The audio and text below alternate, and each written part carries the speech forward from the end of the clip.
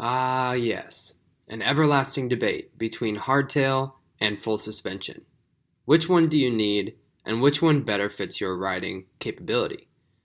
Each of these bikes has pros and cons, and we're going to be covering those in today's video. So let's go ahead and get started.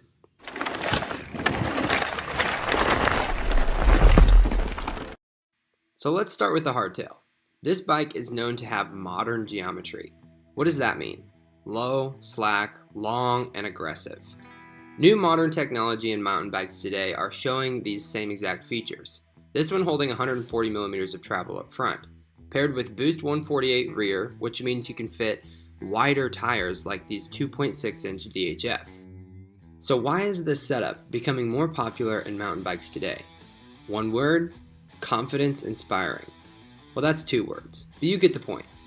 But because of this setup, hardtails are becoming more capable every day, with a wide range of skills ability. Anything from casual trail riding to aggressive racing, these hardtails can take it nowadays. So let's point out a few obvious pros: simplicity, capability, affordability. Oh, and did I mention its weight? Due to its simplistic design, a hardtail doesn't have very many cons, which is a good thing, but the obvious one being no rear suspension. So if you go over gnarly sections with roots, big drops, or rocks, you're going to feel a little squirrely and don't have that give that a full suspension bike does. What's your thought on a hardtail versus full suspension? You know, I gotta say, the hardtail for the trails around here are perfect. You know, if you have any kind of rut that you get yourself into, you probably are better off learning how to get yourself out of those tricky situations.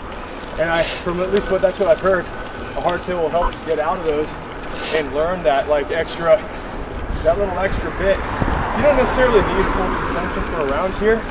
I mean, it's nice to just float through it. I really don't think it's necessary. Yeah. No. And that's what Which brings us to our next topic, the full suspension bike. These bikes are built to keep that rear wheel down on the ground, firmly planted through the rough root sections, and to be able to handle the big drops you throw at it, ultimately making your downhill experience more efficient and smoother. For those of you who ride enduro, downhill, or bike park regularly, a full suspension bike is probably going to be a better fit for you than a hardtail.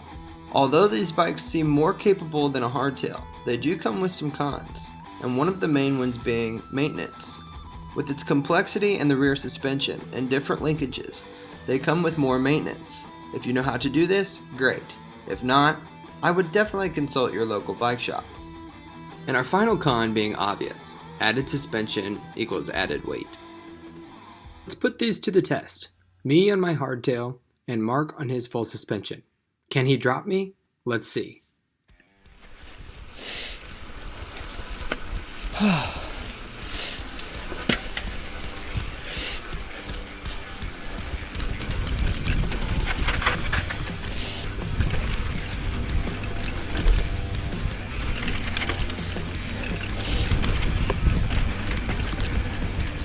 Oh, it's perfect.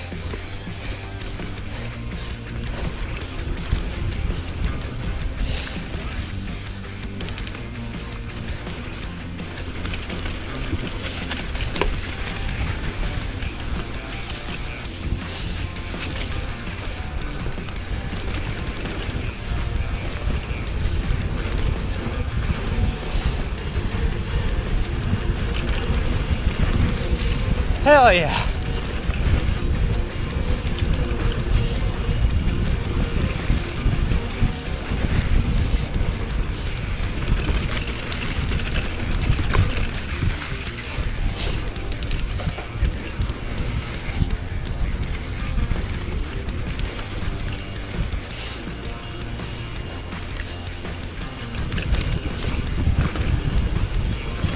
It's a little muddy.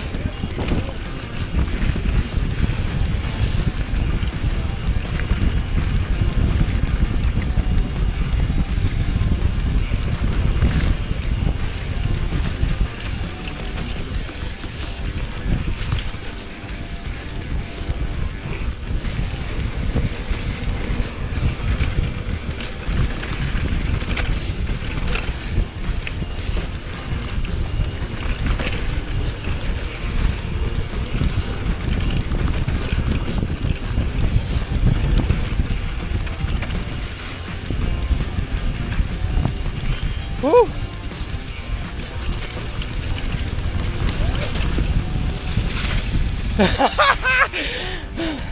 Getting sloppy. Riders, thank you.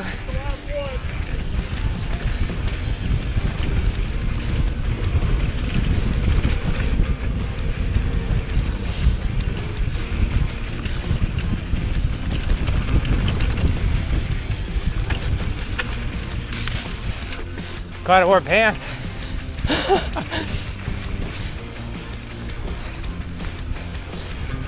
That's my favorite little drop in right there.